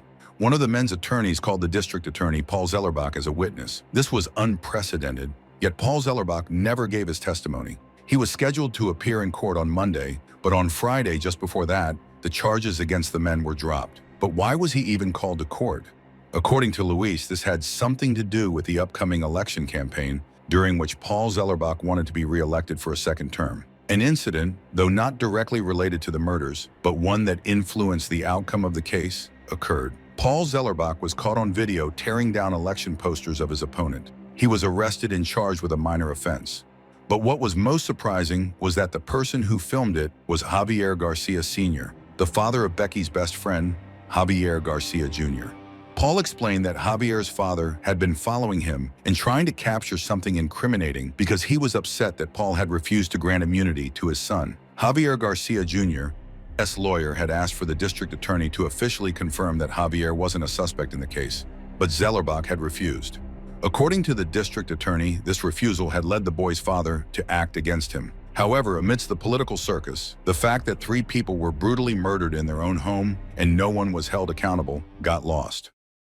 Fortunately, everything changed with the election of a new district attorney, Michael A. Hestron, in 2014. He was ready to take the case forward again. The first thing investigators did was revisit the evidence against the men using advanced technologies. They, in particular, re-examined the business card with Christian's DNA on it. Over the years, DNA analysis technology had progressed significantly, and it now almost certainly confirmed that the DNA on the card belonged to Christian. Another incriminating piece of evidence was a recording of phone calls made by Robert from jail after his first arrest. He and his wife Sarah discussed the need to hide unregistered firearms, including a .40 caliber pistol, the same caliber used to kill Vicky Friedli. Additionally, the police had a new witness. He had spoken with Christian shortly after the triple murder, and Christian confessed to him. Christian told the witness that everything had gone so wrong that night, and events developed so quickly that he and Robert had to burn everything to the ground. In June 2016, Robert and Christian were arrested again. The new prosecutor, Michael Hestron, also apologized to the victims' families for the previous handling of the case by law enforcement.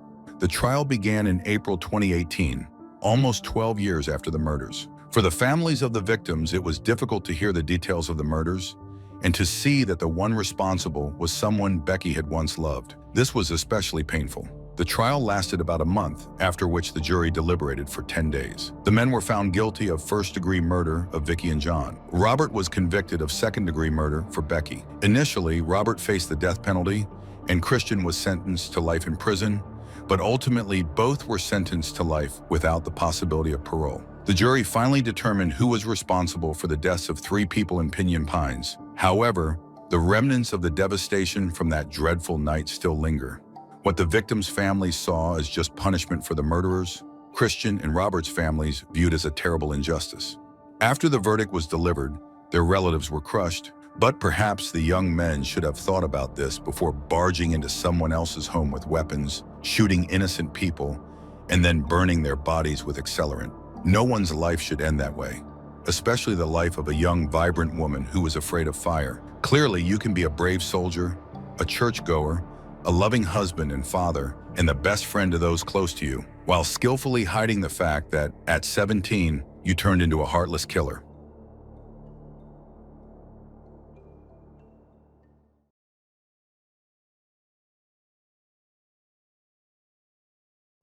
Ask any person who moved from a metropolis to a small town why they made such a decision, and you will hear a long list of reasons. One of the first points on this list will be safety. Small towns are traditionally much safer because everyone knows each other. Neighbors are always ready to lend a helping hand, and employers genuinely care about the interests of their employees. Jack Tyndall and Sheena Sandifer moved to the tiny town of Arlington from Indianapolis. Sheena believed that in Arlington, they would be able to start afresh and their 5 children would be safe. They dreamed of escaping violence, but evil still caught up with them. For almost 6 months, city police, state police, and even FBI agents worked on the mystery of this case, uncovering the terrible secrets surrounding the disappearance of 17-year-old Valerie Tyndall. Valerie Tyndall was born on August 29, 2005 in Indianapolis, Indiana. She was the middle child of Jack Tyndall and Sheena Sandifer. Valerie was certainly not a quiet girl.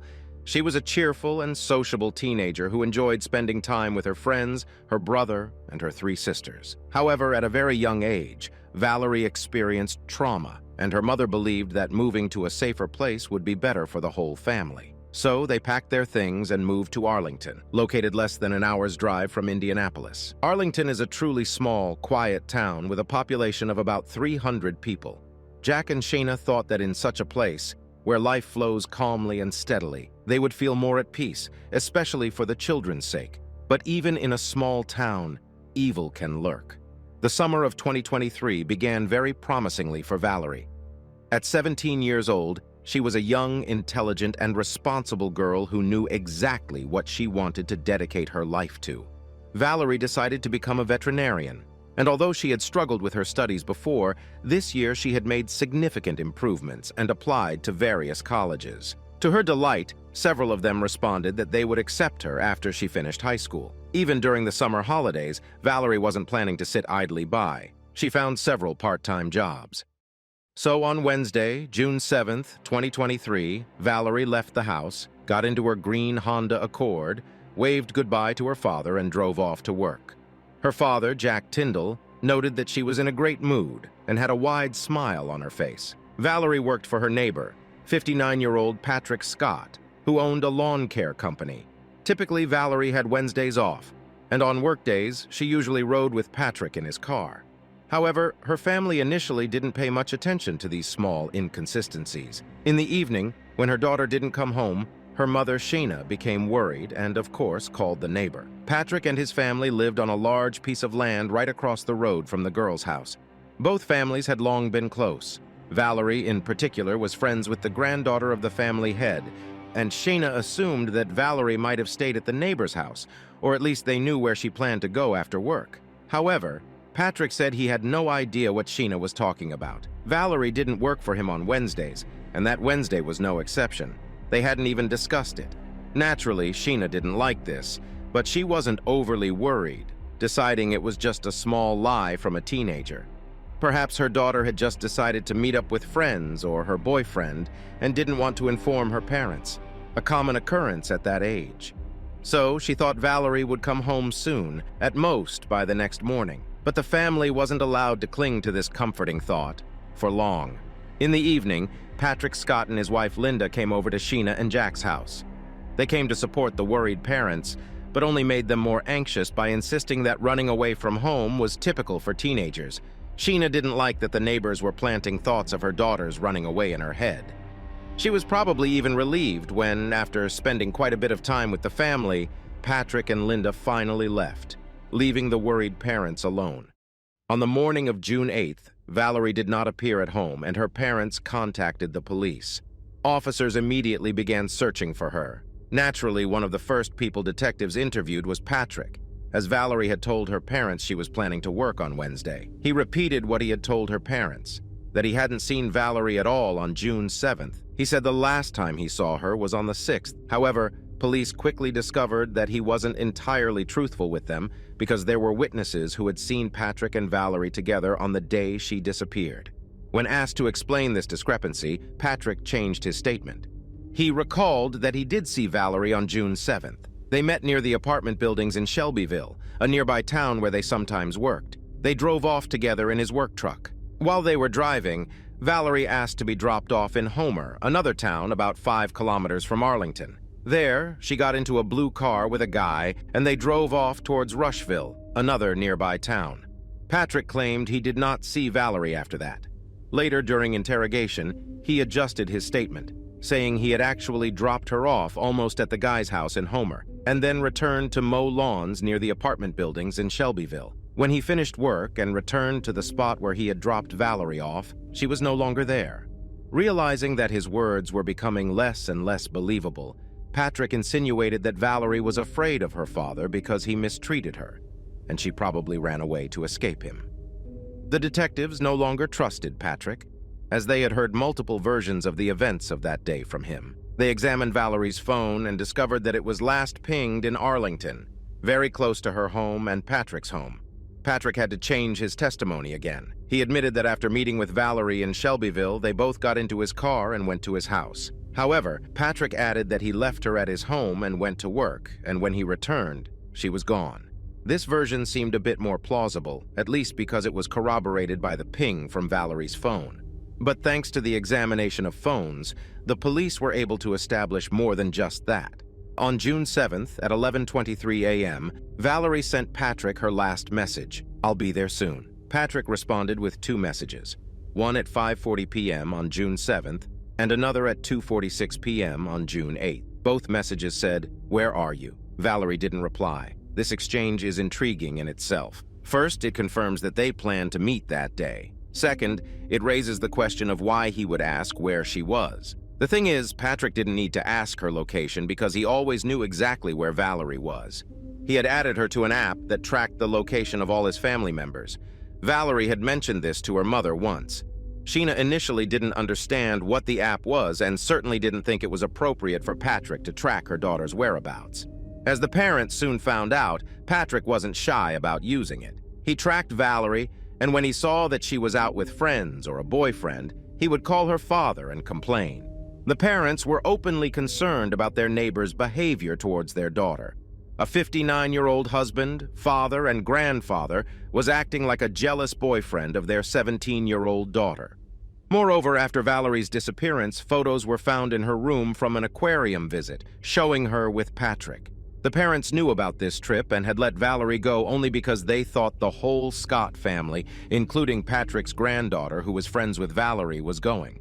But judging by the photos, they were there alone. This was something the parents probably wouldn't have allowed. Overall, Sheena was worried about Patrick's attention to her daughter, but Valerie always dismissed her mother's doubts about Patrick Scott. Returning to the messages Patrick sent, if he could find out her location just by looking at his phone screen, why did he ask twice where she was? Most likely, he wanted to create an alibi or distance himself from Valerie on June 7th. However, despite Patrick's strange behavior, it wasn't illegal. Investigators couldn't arrest Valerie's employer in connection with her disappearance. They could arrest him for giving false statements to the police, but that wasn't enough for them because they felt Patrick was involved in Valerie's disappearance. Weeks and months passed, and there was no word from Valerie. The town was engulfed in fear, uncertainty, and unanswered questions. Her sister's graduation and Valerie's own birthday on August 29th came and went. Her parents desperately wanted to believe she had run away, but deep down, they didn't believe it, because their daughter would never miss such important family dates. However, they held on to the hope that she had a serious reason for running away. In one of the latest photos, Valerie looked like she might be pregnant. When someone on social media asked Valerie's mother, Sheena, if the girl could be expecting a child, she admitted that they had also considered that possibility. But the girl's relatives couldn't believe she would run away because of it. Valerie wasn't the type of person who would not come to her family, parents, or sisters with her problem. A mother's heart doesn't lie. And unfortunately, Sheena had known all along that the truth was much scarier. Meanwhile, investigators continued their work. To their credit, they didn't give up. Quite the opposite. Each day brought them closer to solving the case. By October 11th, 2023, they had enough suspicion to search a pond on the property adjacent to Patrick's. They brought cadaver dogs and examined the pond with the property owner's permission. The result was astonishing. 4 dogs independently detected the scent of human remains near or in the pond. Police called in divers who searched the pond but found nothing. The sonar also showed nothing. Disappointed, the police realized they might have missed something important. They consulted with the handlers, who explained that water, especially in ponds, can carry and hold smells for some time. The dogs might have detected the scent of decomposition near the pond because the smell was carried by the wind or groundwater runoff. And the closest property to the pond was Patrick Scott's yard. Using helicopters, the police surveyed the area around his home from the air and found many spots where the soil had been disturbed, indicating recent digging. Topographical analysis confirmed that groundwater could indeed have seeped from Patrick's property into the pond, which was only 90 meters away. Combining this with the fact that Patrick went to the store the day after Valerie disappeared and bought boards and plywood, there were more arguments in favor of searching his property. So, 7 weeks later, another search took place, this time around Patrick's house. Under construction debris piled up on the site of a recently burned garage, officers dug up 2 large homemade wooden boxes. The first contained various papers and documents as well as numerous tapes. The second box was buried under the first. It was wrapped in black tarpaulin and sealed with tape, but the smell emanating from the box left no doubt about its contents. Inside, the police found a girl's body. Although the body had already started to decompose, the nails of the deceased were covered with orange nail polish. Valerie had posted a photo with the same nail polish on social media just before her disappearance. Therefore, detectives were confident it was her. The medical examiner later confirmed that the body belonged to Valerie Tyndall. The hopes of finding the missing teenage girl alive were shattered, and Patrick was immediately arrested. At the station, Patrick confessed to the murder, but tried to shift some of the blame onto the victim, perhaps hoping for mitigating circumstances. He recounted that on June 7, 2023, he and Valerie met near the apartment buildings in Shelbyville. Witnesses saw them there. One even heard Patrick promising Valerie a special lunch in Indianapolis. Valerie was clearly in high spirits that day, as confirmed by her father, who saw her leave with a wide smile. There is a theory that Patrick promised to buy Valerie a new car, a red convertible Mustang, which she was eagerly anticipating. But these were empty promises. Patrick had other plans that involved taking her to his home, where she would be completely under his control since his family was not home at the time. They got into his car and arrived at his place at 12:59 p.m. 7 minutes before they arrived, Valerie used her phone for the last time to check social media. Investigators found out that shortly after arriving home, Patrick began deactivating apps on his phone but forgot about the Apple Health app, which recorded a spike in his physical activity at around 1:35 p.m., just half an hour after they arrived. Although the exact details remain unclear, It's presumed that this was when the fatal incident occurred. According to Patrick, they were in the bedroom when an argument erupted. Valerie allegedly threatened to expose him, claiming he had seduced her unless he bought her a new car.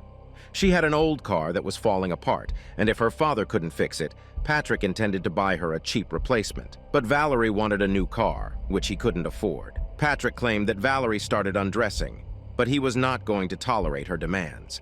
A struggle ensued, involving kicking and pushing each other. Patrick then took off his belt, looped it around Valerie's neck, and strangled her. It's well known that it takes time to strangle someone, and Patrick could have stopped at any moment, but he didn't. When he realized Valerie was dead, he moved her body from the bedroom to his office. He then returned to Shelbyville, to the apartment buildings where Valerie had left her car. He drove her car to a different location and disposed of her keys and license plate by throwing them into a river, the exact location of which he couldn't remember. However, a witness saw Patrick driving the victim's car, confirming this part of his story. Later, when his family was home, they went about their regular routines while Valerie's body lay wrapped in black tarpaulin in the office. Patrick said nothing to his family, asserting that they were not involved in the murder. The next morning, Patrick went to a supermarket and bought boards and plywood for a box to place her body in. He used a hole that was already dug on his property. While the pre-dug hole might suggest premeditation, Patrick insisted it was for entirely different purposes. Regardless, he placed Valerie's body in the homemade box, covered it with another box containing tapes and papers, and buried everything. Then, at 2 a.m., he burned down his garage. How could he have thought this wouldn't arouse suspicion? Right after a girl disappears in a town of 300 people, her neighbor suddenly decides to burn down his garage in the middle of the night. Of course, this screamed that Patrick should be scrutinized as a suspect. Patrick denied any romantic relationship or attempt to seduce Valerie, though he admitted they often spent time together outside of work, going out to eat or shop. It's suspicious, however, that the crime occurred in his bedroom. Why go to the bedroom with a teenage girl to discuss work matters? Despite his confession to Valerie's murder, Patrick was likely not completely truthful with the investigators. And judging by his answers to the questions, he shows no remorse for what he's done. When asked if he planned the murder, the man replied, "No, it just happened." And when directly asked if he's troubled by killing someone, a girl who worked for him, whose family he was friends with, he casually responded, "I wasn't thrilled about it." Detectives note that sometimes the words a criminal doesn't say can be more revealing than the ones he does. They characterize him best. And according to the police report, Patrick Scott didn't express regret for taking Valerie's life. He didn't say he regretted the pain inflicted on her parents, who learned that their daughter was killed and buried in a box just meters away from their home. He didn't even express regret for the shame and disgrace he brought upon his own family. No, he was too self-centered. For Valerie's parents, Jack and Sheena, it's painful to realize that Valerie worked for Patrick for 2 years, and he didn't even have the decency to feel remorse. Especially considering they were friends, good neighbors, close acquaintances. Despite Patrick's claim that his family wasn't involved in the murder, Jack and Sheena believe they know the truth. But they have no evidence, only feelings, suspicions. They were initially puzzled by Linda's odd statements and the fact that when suspicion fell on Patrick and he was detained, his son quickly drove his car to the car wash. And then they couldn't help but wonder why he set fire to his garage in the middle of the night right after the neighbor's disappearance. Nevertheless, at this moment, charges have only been brought against Patrick. Valerie's distraught mother told journalists that the family moved from Indianapolis because Valerie suffered trauma at a young age, prompting them to exchange city jungles for a place with a more measured pace of life and the tranquility of the countryside.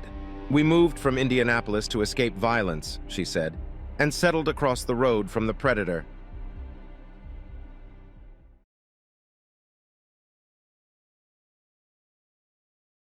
Paris, 9 p.m., December 31st, 2000. The buildings glow with bright lights, and the streets are packed with thousands of Parisians and visitors preparing to count down the final minutes to midnight.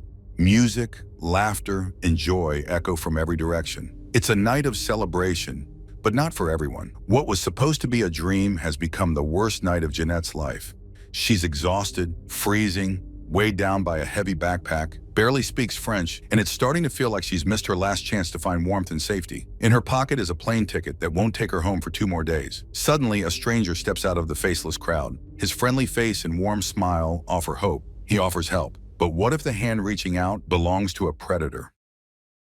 On the morning of January 2nd, 2001, 2 12-year-old boys, cousins living in the Paris suburb of Les Mureaux, in a housing complex with the romantic name City of Musicians, went out for a walk with their dog. The dog was off-leash as she usually came running when called, but that day she didn't respond. Instead, she ran toward an abandoned, trash-strewn parking lot. Something had caught her attention. The boys followed her and found her sniffing intently at a sleeping bag. Curious, they picked up a stick and gently poked it. It was clearly not empty. They thought maybe a homeless person was sleeping inside. But why wasn't he reacting? One of the boys suggested calling his father. The man reluctantly came to check, assuming the boys were just playing around. But when he approached the sleeping bag and loosened the drawstring, he saw the body of a person lying face down. Blood and long hair were immediately visible. A cord from the sleeping bag was wrapped tightly around the victim's neck. The man called the police right away. Inside the sleeping bag was the body of a young woman. She was lying face down in a strange, unnatural position. She wore a t-shirt, sweatpants, and an oversized button-down shirt, likely a man's. There were no documents or personal belongings that could help identify her. The marks on her neck and the blows to her head left no doubt this was a violent death. Police attempted to identify the victim by showing her photo to residents in the area, but no one recognized her. Reviewing surveillance cameras brought no results either. One thing, however, was certain. The crime hadn't taken place in the parking lot where the body was found. Both the sleeping bag and the body were completely dry, despite the fact that it had rained on December 31st, January 1st, and 2nd. The victim had clearly been dumped there, but likely not from a moving car. This wasn't the kind of area with heavy traffic. The autopsy revealed that the victim had suffered 13 blows to the head with a blunt object, followed by strangulation, twice. First manually, then with a cord or something similar.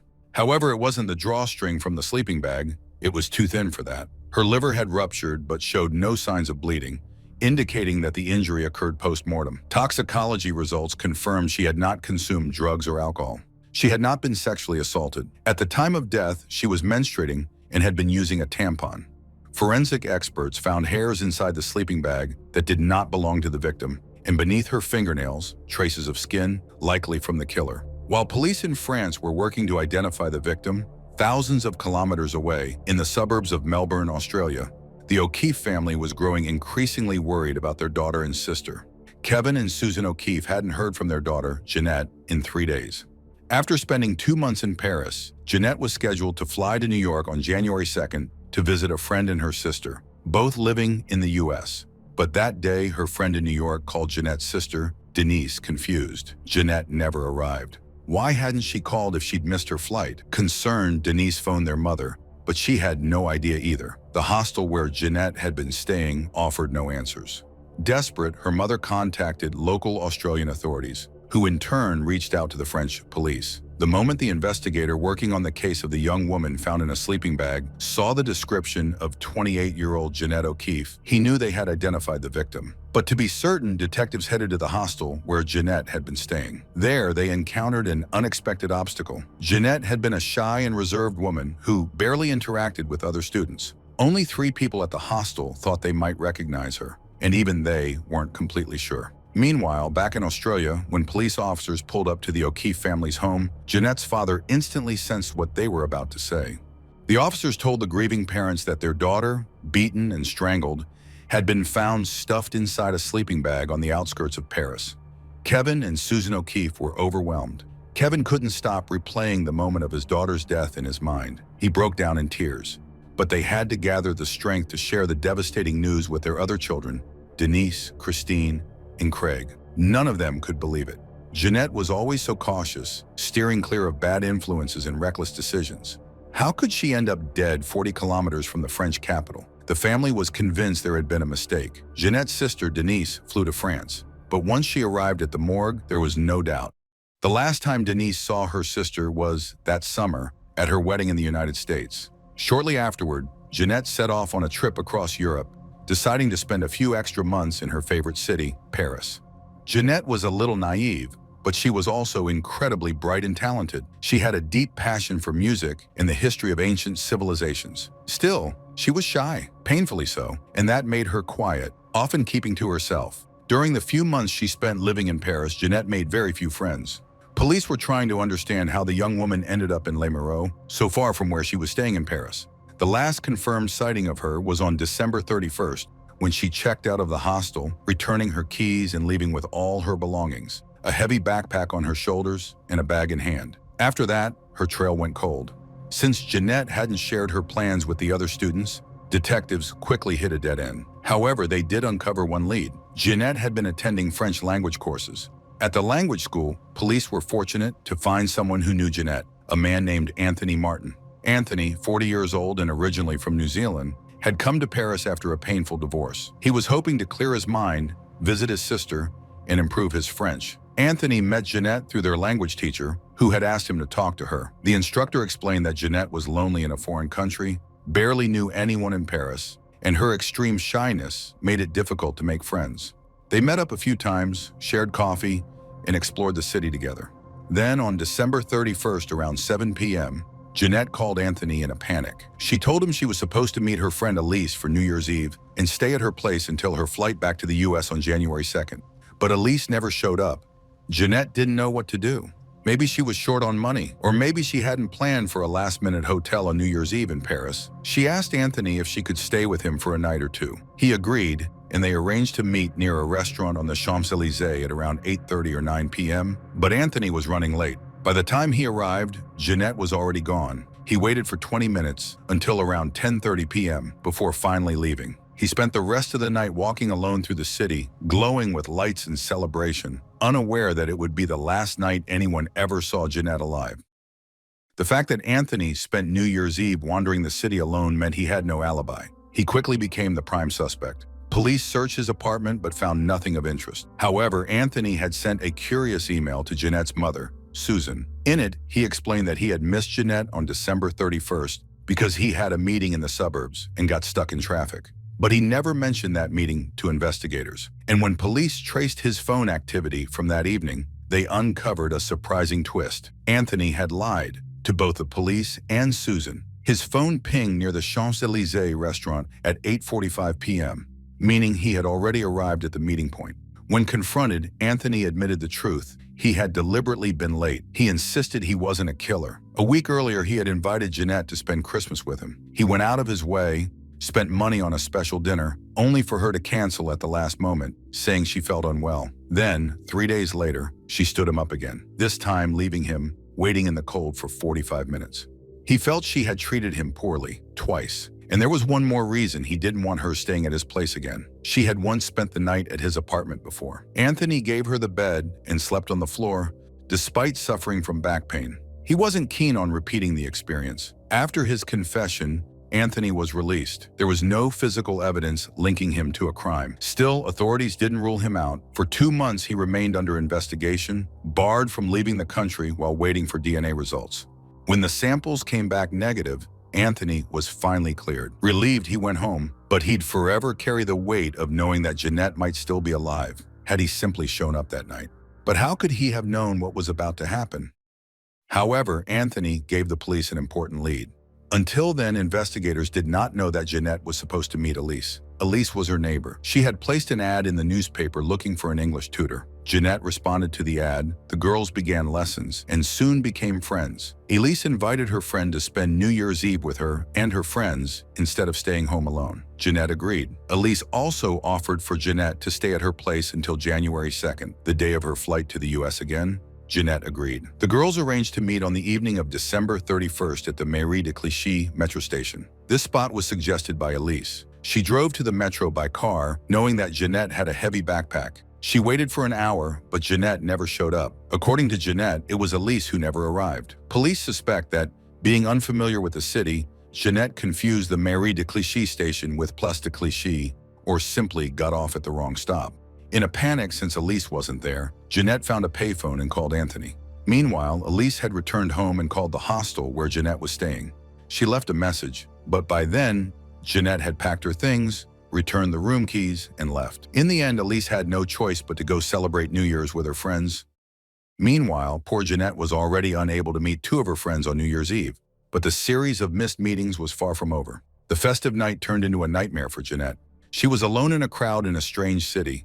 She had a heavy backpack, was cold, probably hungry, and didn't know where to spend the night. She was desperate. It felt as though all her friends had abandoned her, but she managed to think of calling one person who might help her. At 9 o'clock in the evening, she called Elise's mother.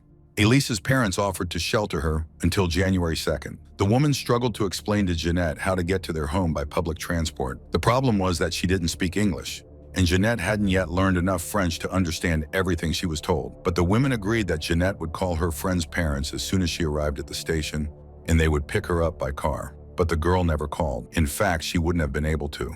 In the morning, Elise's mother discovered that she had hung up the phone incorrectly, so no one could have reached her. What do the police believe happened that night? Jeanette needed to travel 25 kilometers from Paris to the station where Elise's parents would pick her up. She had to find the right line and not get confused when the line split into two branches.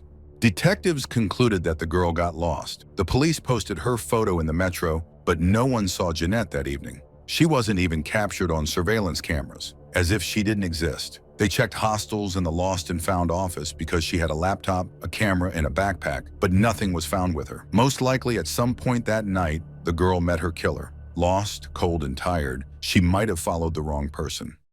Since the girl ultimately ended up in the residential neighborhood known as the City of Musicians, the police assumed that someone from the local residents, men living alone, had brought Jeanette home.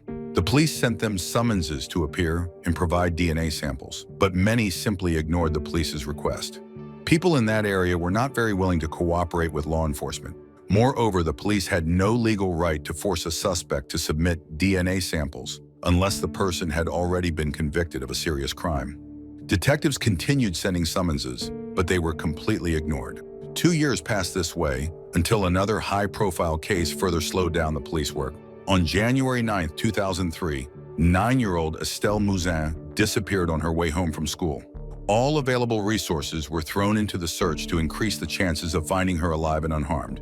The search lasted several weeks. The case was only solved in the summer of 2020. The kidnapper turned out to be Michel Fourniret, one of the most brutal serial killers in France's history. Years passed. 5, 6, 7 years went by, but the murder of the Australian woman remained a mystery.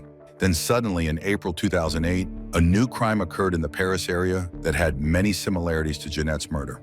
The body of 19-year-old Swedish student Susanna Zetterberg was found in the Chantilly forest after she had spent the evening at a club with friends. Like Jeanette, she was a foreigner who had come to Paris to study French. She also disappeared one night in Paris after being alone for a short time.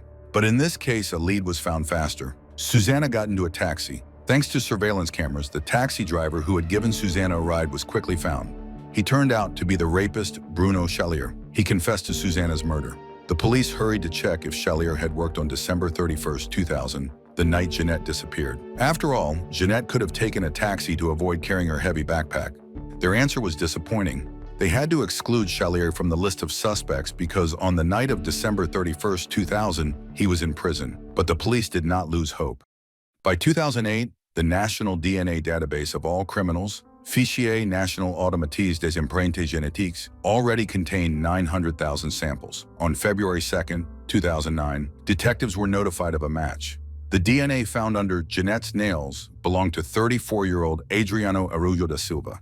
His data had been entered into the FNAEG system in February 2008.